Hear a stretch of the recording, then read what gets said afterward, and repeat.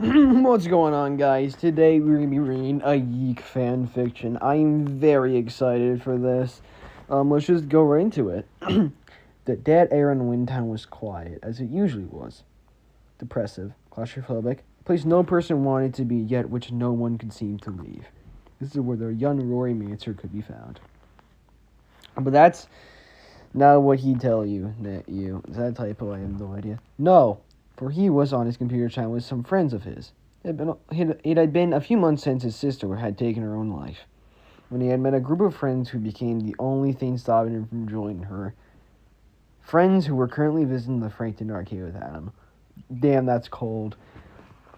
But there was still a hole in him from that day. None he could ever seem to fill. No, but one that being online seemed to help cover up. He checked onism.com for updates on some of the strange happenings that had been on his radar, but found nothing. It seems as though the world truly had returned to some form of normal after the events of New Year's. Didn't everyone die? That's what happened in the game. This is like an alternate timeline. For the betterment of his safety, but the detriment of his curiosity. However, he couldn't reflect on this for much longer before he heard a knock on his door, which he begrudgingly rose to answer. To his surprise, it was Alex, Villa, Michael, and a girl he did not recognize. "Hey, Rory," Villa enthusiastically greeted the blonde-haired boy in front of her. "Yay. Hey, Rory," followed shortly by a less enthusiastic Alex. "Hi," the young girl briefly greeted. I like how Michael doesn't speak, very in character for him. "Oh, hi guys," Rory responded, confused by the unexpected arrival of his friends. "How have you been, man?" asked Michael, letting himself in. "Oh, well, I've been alright, I guess," responded Rory. "I thought you guys were at the arcade today." "We were, and it was a blast. You should have come," Bill answered. "Well, I didn't," Rory stated coldly. "Right," Val bluntly accepted the response. "Well, you see, while we were there, we met someone, and I'll let them introduce herself." Villa gestures forward to the mysterious girl who steps in front of the other three friends she accompanied. Hi. Oh, my bad. Hi. She barely managed to stutter out. "Is that all you say? Hi," Rory jokingly responds. While Rory chuckles at his joke, the girl covers her face with her hands, clearly blushing behind them. "Hey, it's alright. This kid is a big softie, but you probably already know that," Alice comforts the mysterious girl, although in his usual demeaning tone, his words put a confused look on Rory's face. "Wait, what do you mean she'd already know? I've never met this girl before. I think I'd remember a face like hers," Rory questions the situation. Alex, Mike, and Vela huddle together and pondering how to best approach Rory with their answer before reaching a conclusion and facing him. "Well, it's a bit hard to explain, man," Michael begins. "I need to know, okay?" Rory responds.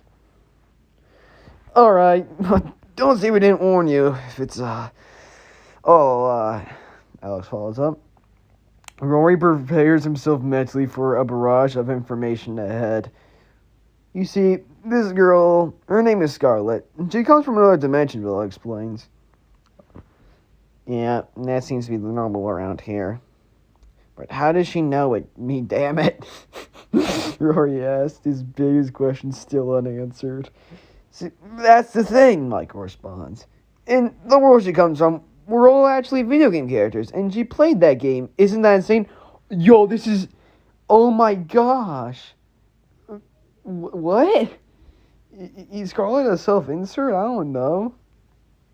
Rory is taken aback by the revelation he had questioned his reason for, but this much as it was a new element. Have you ever heard of a game called Yeek, a postmodern RPG, Rory?